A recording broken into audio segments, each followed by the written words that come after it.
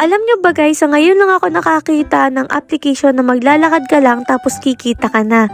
Yung tipong wala kang babayaran, magda-download ka lang tapos pwede ka nang mag-cash out sa app na to.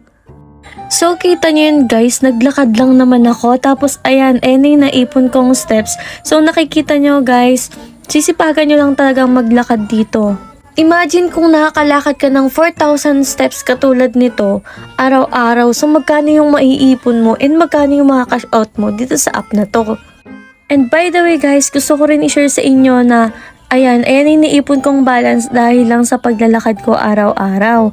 So, kung masipag kayo maglakad, pwedeng-pwede nyo gawin tong app to. Since libre lang siya, hindi nyo kailangan maglabas ng puhunan dito.